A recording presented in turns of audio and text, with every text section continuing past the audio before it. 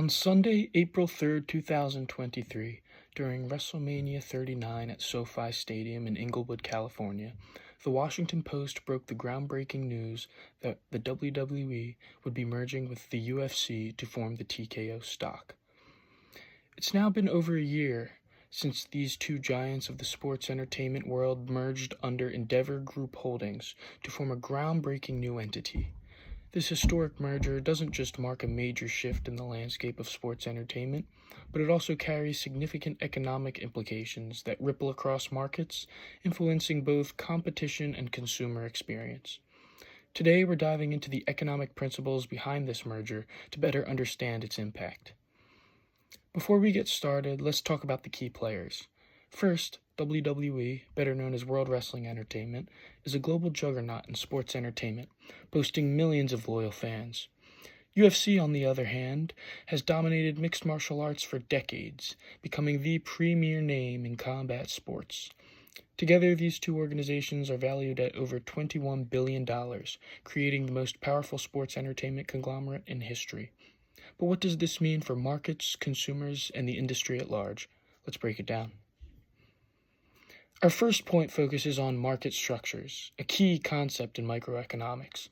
When WWE and UFC merged, they formed a behemoth that dominates combat sports as a whole. This new entity created what we call an oligopoly, or perhaps even a near monopoly in this niche sector. Why does this matter? Well, with fewer competitors in the market, the merged entity gains significant price-setting power. For example, they could increase ticket prices, pay-per-view rates, or subscription fees for streaming platforms.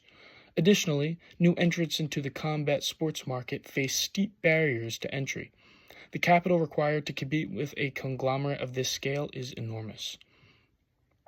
While this merger might be good for business profitability, it raises a question. Is this fair to the consumer? That's something we'll explore later. Next, let's talk about economies of scale, another critical microeconomic principle. By merging WWE and UFC, combine resources, reduce redundancies, and increase operational efficiency. Imagine savings on production costs for events or shared marketing campaigns. These efficiencies allow the new entity to lower the average cost per event, ultimately increasing profitability. Both companies are also global juggernauts, meaning this gives them more leeway to do international shows.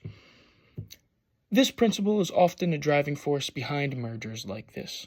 Larger companies can streamline operations, negotiate better deals with suppliers, and essentially maximize revenue. The question is, will these cost-saving benefit customers, or will they simply boost shareholder profits? Let's now focus on the consumer, arguably the most important stakeholder in this equation.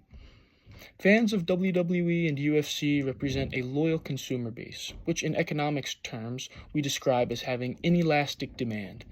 Simply put, fans are so passionate about these brands that even if ticket prices or subscription fees rise, they're unlikely to stop watching or attending events. For the company, this is great news. They can push prices higher without fear of losing too many customers. For consumers, however, it could mean higher costs for the same entertainment experience. The merger gives the combined entity the confidence to test just how much fans are willing to pay. Finally, let's consider the labor market, another key aspect of this merger.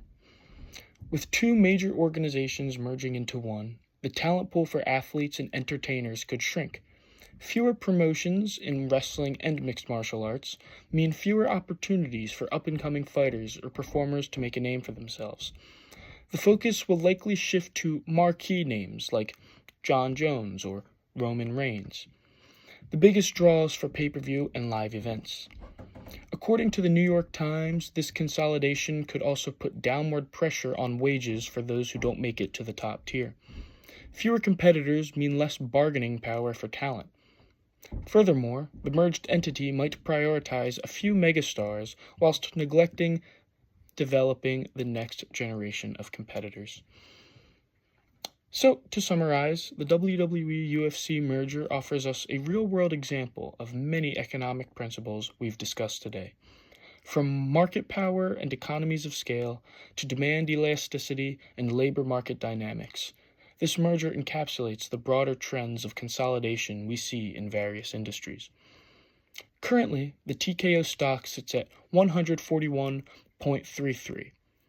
Funny enough, 41-33 was the final score of the Eagles' first and only Super Bowl victory. That was according to CNBC, that stock price from today, as of December 11th, 2024. This demonstrates exponential growth since its inception. It was in September of 2023 that the stock formally grouped and it was available to be traded.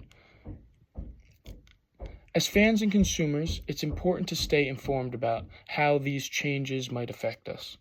While the merger could bring exciting opportunities for innovation and growth, it also carries potential risks, like reduced competition and increased costs for consumers. So whether you're tuning in for Monday Night Raw or the next UFC fight, remember that what happens behind the scenes shapes the experiences we all enjoy. Thank you for watching. I hope this video helped further inform you on the economic implications of this monumental merger. Have a Merry Christmas and a great 2025, and until next time, I'll see ya.